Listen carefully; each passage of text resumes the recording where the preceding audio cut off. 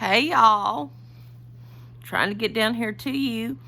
We're gonna knit the next section, whatever that is. I've got to go find it out, and we're gonna do it tonight.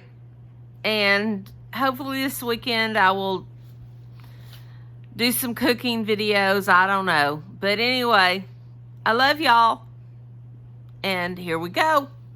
Woof! We're knitting. We are knitting. I'm gonna do it my little. No! Y'all, hey, ah!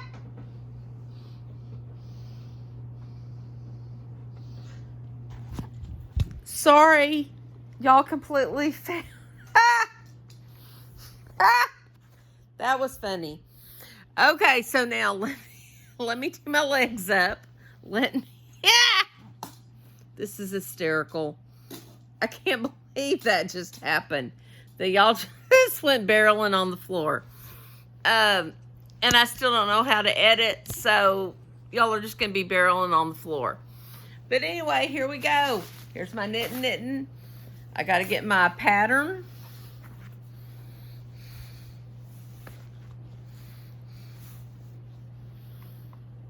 Yeah, this is not a professional production. At least it's not yet. Maybe one day it will be. But absolutely not at this point. And this is what I'm telling you.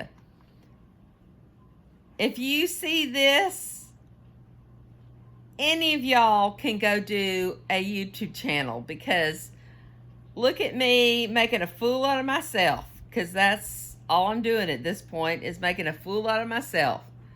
So, yeah, the last section we did was section 2, repeat of section 2, rows 1 and 2. So we will see how many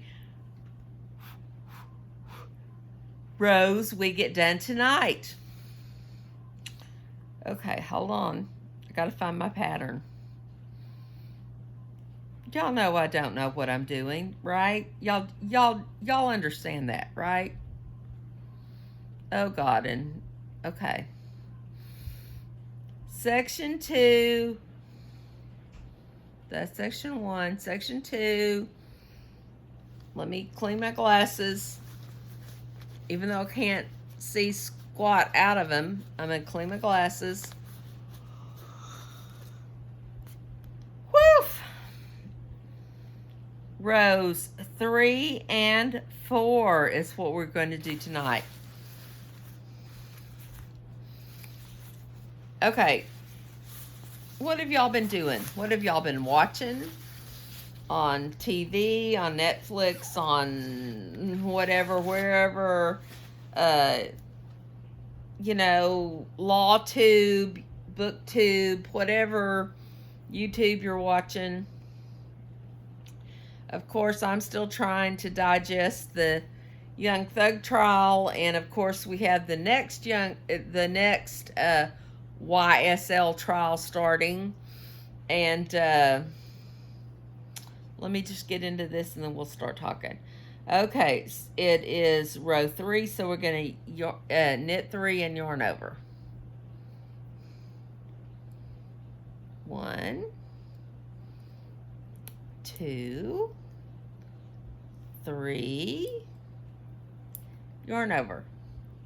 Then we are going to knit 1, purl 1 to 1 stitch before marker. Okay. Okay, so we have the next YSL trial. I don't know why the state of Georgia is going to try to go forward with that, but, just go ask Fonnie Willis. Since they won nothing in the last one. But anyway, it is what it is. And they're doing plea deals, and Winfrey, who was kind of like the big dog in this one, like Thug was in the last one, he did a plea deal yesterday, and yeah, he's out of jail at this point.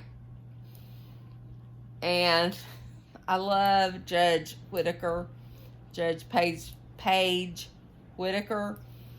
She told all of them, she said, go back and see if you can all get plea deals. Or maybe the state will decide they don't really want to do this.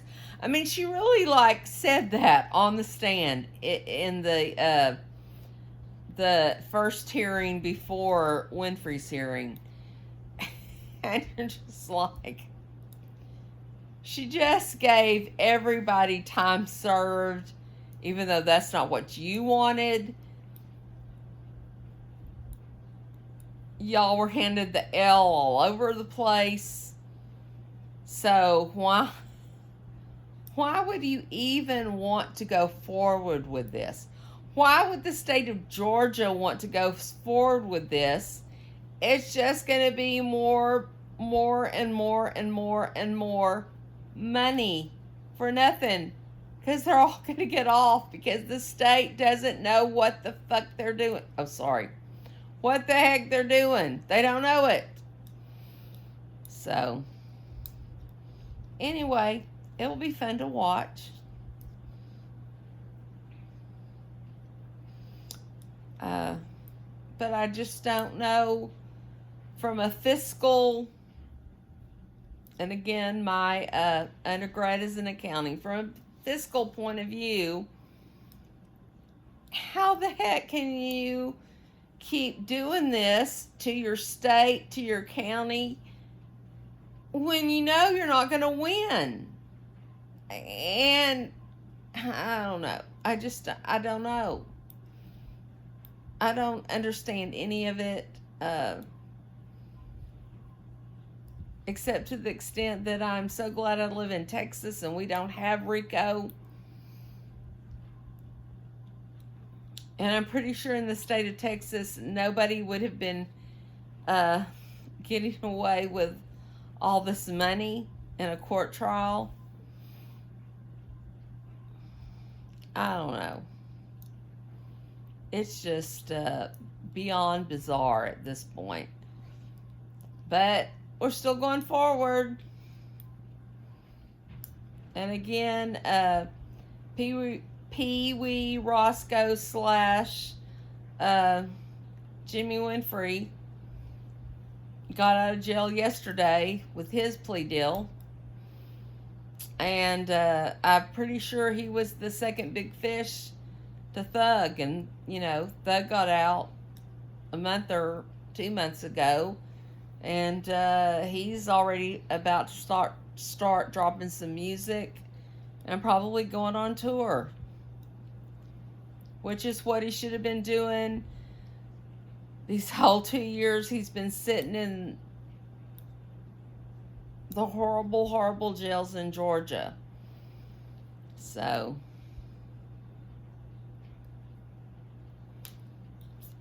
anyway, I don't know. And I still, the reason why I started watching was from the First Amendment right. If Shakespeare was held to what they're trying to hold rappers to, Shakespeare would have been in jail for the rest of his life. Because just think about so many of them. Merchant of Venice, okay, one of my faves. Shylock literally was going to try to take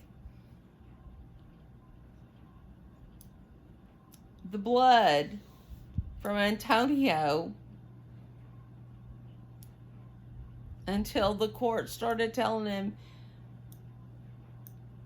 all of the things that he couldn't do. I don't know. But that sounds really bad. And then you have Romeo and Juliet, where, underage minors are cavorting and Of course, they weren't underage minors at that point, but what we're seeing today. And then because the parents are so, I don't know, whack jobs, the two of them kill themselves. And then you have Ophelia in Hamlet, and she's floating down the river or whatever, taking her own life. Another young girl committing suicide. I mean, I'm telling you, if this was the standard Shakespeare was being held to, because I am a Shakespeare scholar and a women's studies scholar, there's just no way. Shakespeare would have been in jail forever. And it wasn't something he knew. It was from his imagination. Just like these rap lyrics, most of them were done in a studio, and a producer put them together the way he wanted them to be put together, which has nothing to do with the rapper. And a lot of the lyrics and the songs were done prior to anything that happened. Any of the murders, any of the whatevers, shooting up of the buses, shooting up of the whatevers. So, how do you do that? Are they clairvoyant? They're doing these lyrics because they're clairvoyant and know that this is going to happen? I just, First Amendment needs to be the thing that we hold tightest to. So we're now going to make one. And if we don't hold tightest to the First Amendment, well, I'm going to knit one, slip marker, and make another. If we don't hold tight to our First Amendment rights of free speech, we're screwed. Again, not a political channel. Don't want to be political. I am political, but I don't want it to be here. But I also want to be able to say, I love y'all. And I want us to be able to live our best life. So we're now going to knit one and purl one till the last, with the last, 4? Something like that. We're going to do this.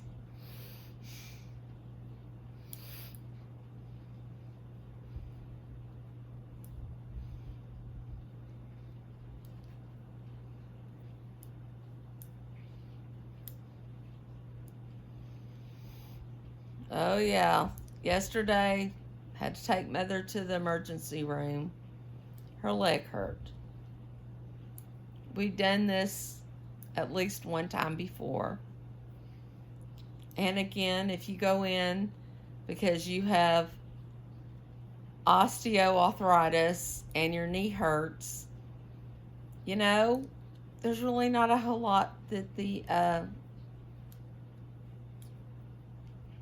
emergency room can do for you. And she thought it was a really good idea to call me at 4 o'clock in the morning and say, let's go now. So we did. And we got in a room a little while later. And it was a long while before the doctor came in. I mean, we're talking 3 hours.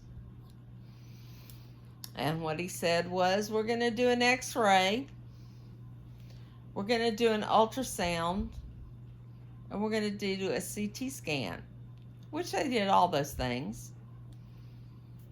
She also goes on a regular basis to a osteo person who gives her steroid shots and takes care of all this. But anyway, we went. We did. Nothing was wrong.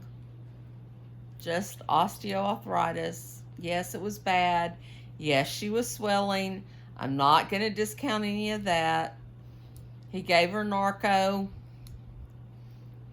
And at the hospital, which really made a big difference.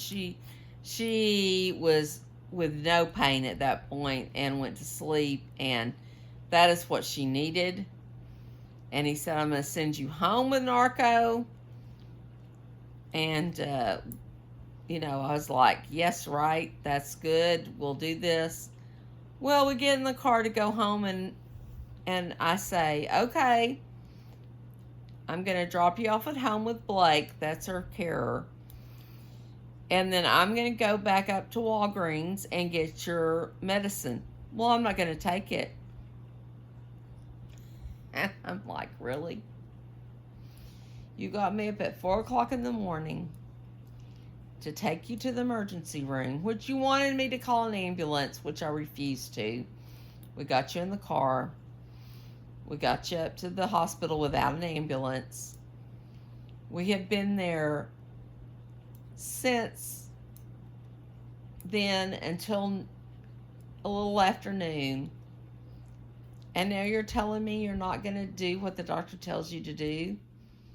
And she said, well, the medicine just scares me to death. I said, you took it and you were fine. You were more than fine. You were sleeping.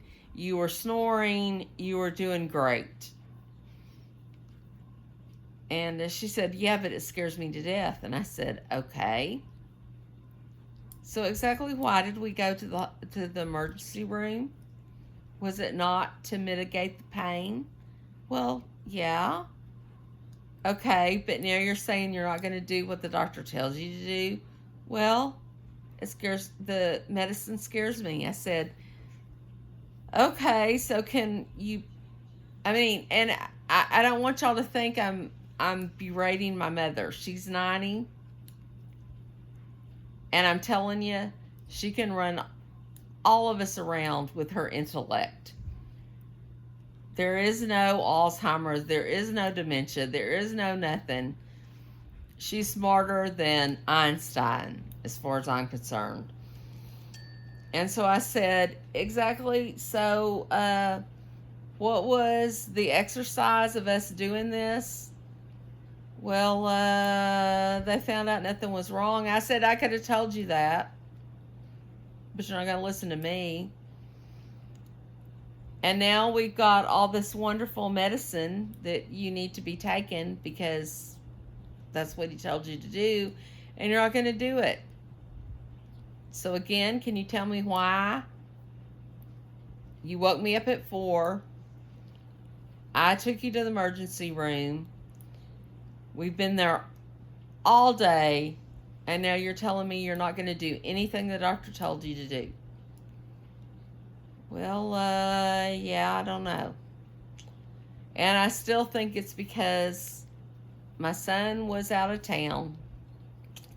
He and his wife, my wonderful daughter-in-law, went to her family in Kentucky, and Mother just cannot stand. I'm an only, Zane's an only. She just can't stand any of us to not be here.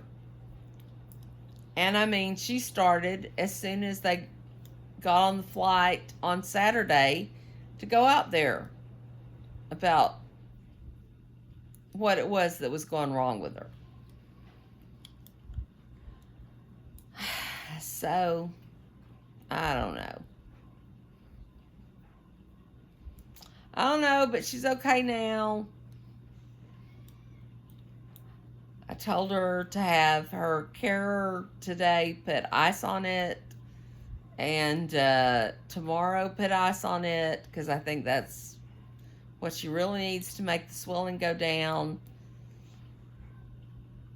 Take whatever meds she wants to take. I'm just, anyway. I'm so sorry. Please do not judge me. If you had grown up with my mother, you would understand that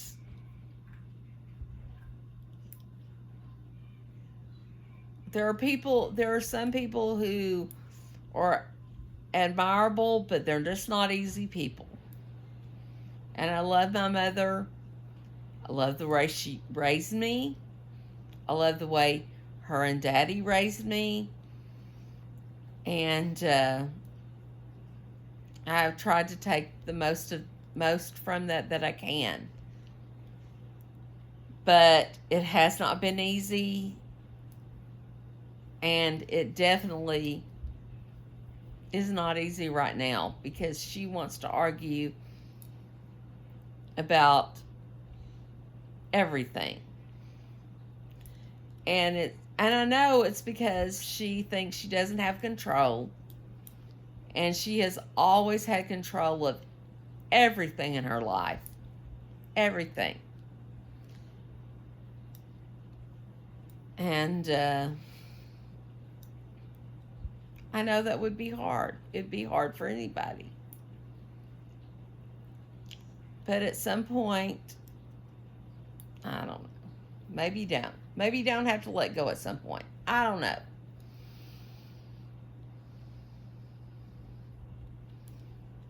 But if you're going to have to depend on people, you got to understand how those people work and what you need to do to depend on those people.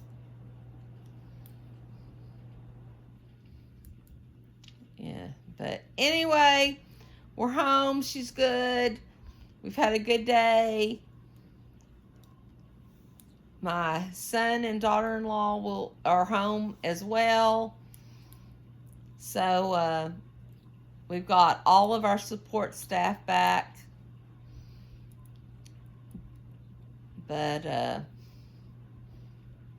anyway, it's been an interesting week.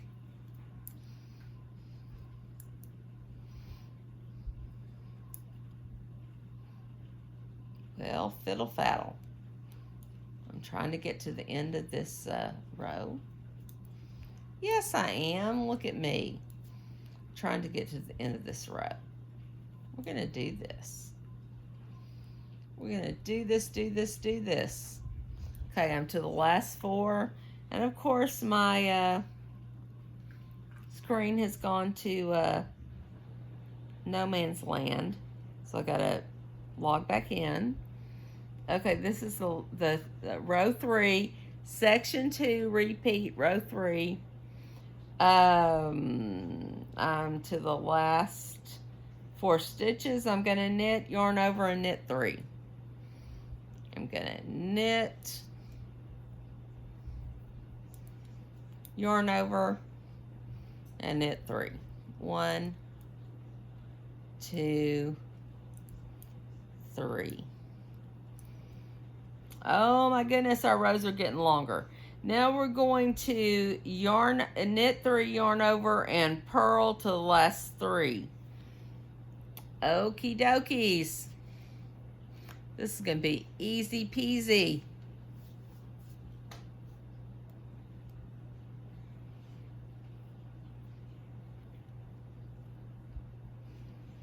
Have any of y'all had snow where you're at?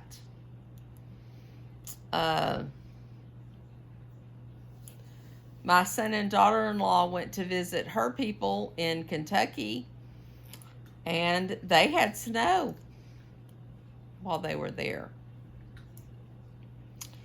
Here in Southeast Texas, yeah, it's a really big deal if we have snow. I mean, a really big deal. The whole Houston area comes to a stop. Because we don't have the stuff. We don't have the stuff you put on the roads. We don't have snow tires. We don't have snow chains. We don't have snow jack shit. And they just tell us all to stay home. I mean, it's almost like a hurricane. Honestly, it's almost like a hurricane. Without the losing the power and the whole that lot. But I remember when I was pregnant with Zane, back in February of 89, because a lot of times here in our area, the worst winter weather we get is in February. And it completely iced over. I mean, we are talking ice everywhere, over every road in the whole Houston area. It was horrible. It was horrible. Wrecks. Auto insurance would even take us for $1 billion after that. I mean, it was just horrible. Because we don't know how to drive. We don't know how to drive. We don't see this but once every 10 years. Okay, my husband is from Texas, from North Texas, Dallas area. They do get snow once a year. They do have icy roads once or twice a year. Okay, so he has a little bit more practice than maybe the rest of us. And at that point, we were riding together to work. We both worked downtown. And, you know, I knew I was pregnant. And we're going down the road. And I'm telling you, I'm watching people spinning out. I'm watching people hit the concrete barriers. It's just like roller derby. And I told Bobby, I said, you got to take me home. I'm pregnant. You got to take me home. We cannot have a wreck. And he just kept saying, I'm from Dallas. I know how to drive in this. And he just kept saying that. And finally I looked at him and said, I don't give a crap if you're from Dallas. These other idiots out here are from Houston. And they don't know what they're doing. And so I don't care if you know what you're doing. These people don't know what they're doing. And they're going to hit us. And I'm going to maybe lose the baby. I said, you got to take me home. And then after that, I don't care what you do. You can go back to work. You can go drive all over wherever. And what was funny, the exit we got off at to turn around and go back to home, there was a lawyer's office there. And I thought, oh God, if they had a drive-through lawyer, at this point we may get a divorce. I don't know. But anyway, he took me home, and I think he did go back into work, but then they just sent them home because nobody else was at work. Because, sorry, we're wimps. We're in Houston. We don't know how to drive in this stuff.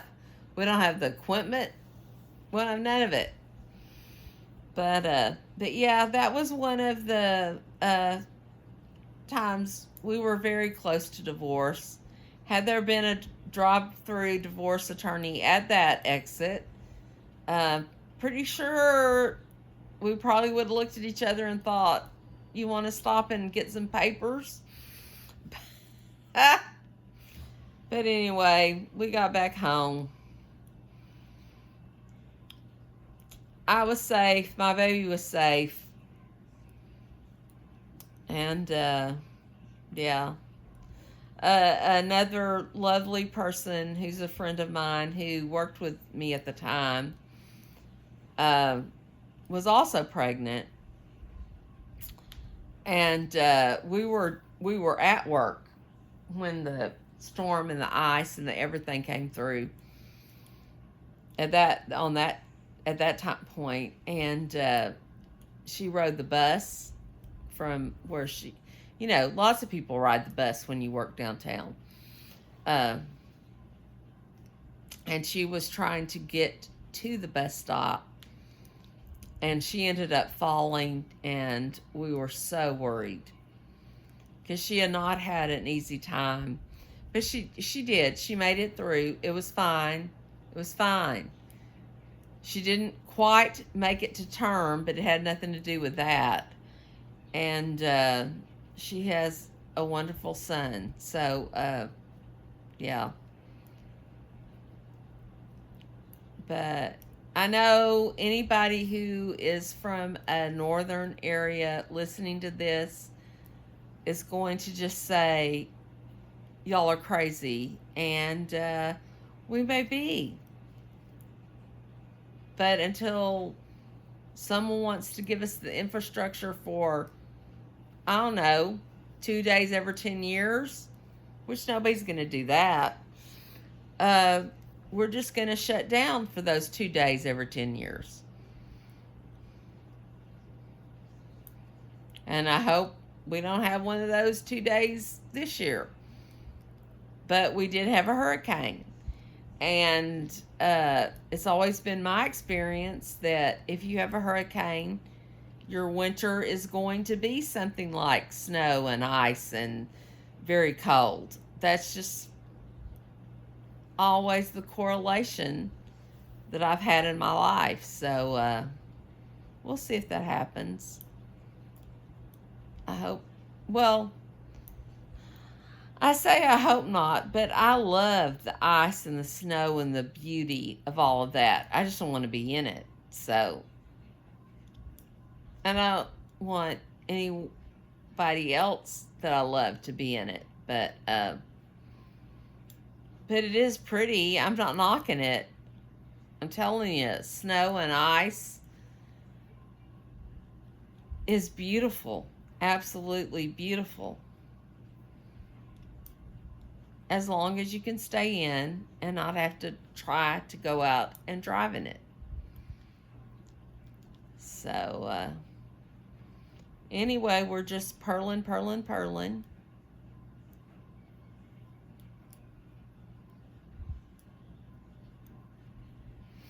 I can remember my first really big snow was when I was in elementary school. And I mean, it was big. I think we were out for a whole week. And there was just mounds and mounds and mounds of snow. And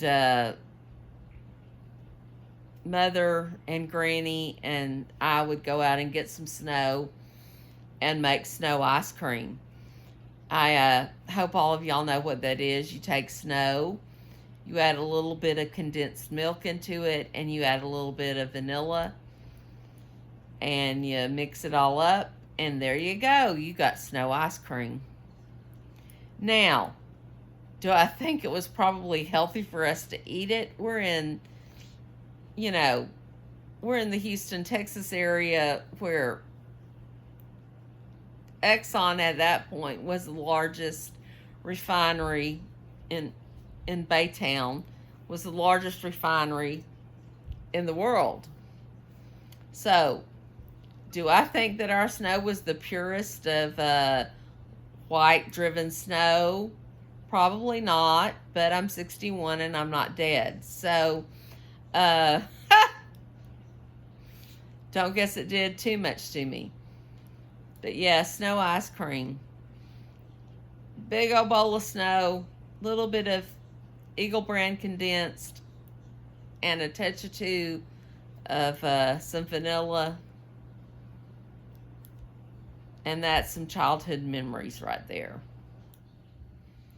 And if y'all in the northern areas have not done that with your children, please go out and do that this winter. And don't worry if you don't think the snow is pure as the driven snow. Because I don't think there's anywhere in the world anymore that any precipitation coming from anywhere is going to be pure as the driven snow. The rainwater, nothing. But just doing that one fun thing isn't going to kill the kids. And they're going to remember it forever, just like I do at 61.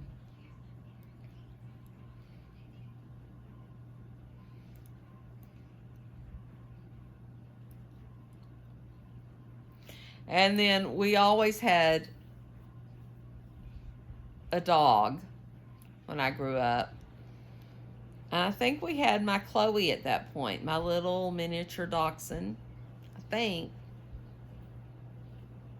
If we didn't have Chloe, we had our teacup poodle, Squeaky. But man, those poor doggy dogs, they had no clue what all that white crap was out in the backyard. But they had to go to the backyard. We would, I mean, actually, we would pick them up and carry them to a spot,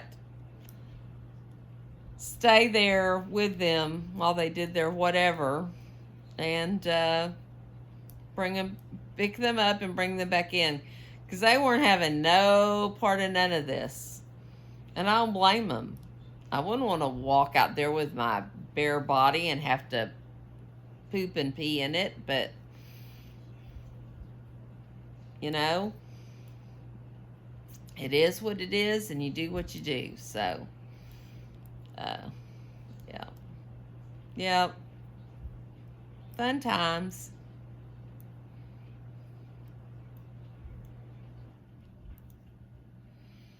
I hope y'all are all having fun times. We should all be having fun times. I know it's the holidays. I know everybody's probably stressing about money as to how they're going to pay for all this stuff. Don't stress about money.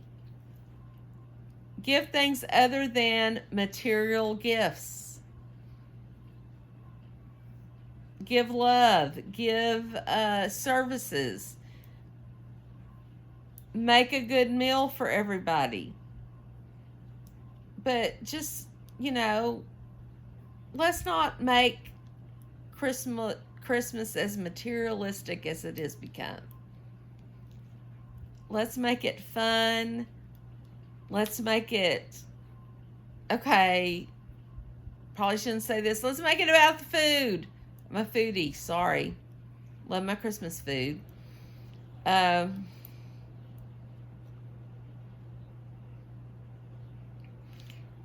Let's make it about loving each other, giving love and support to each other.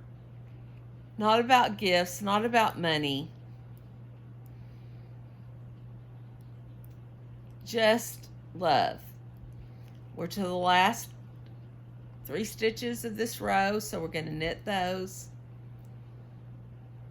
And guys, I love you so much. Please hang in there with me. Please like, subscribe, share. And I love you. Talk later. Bye.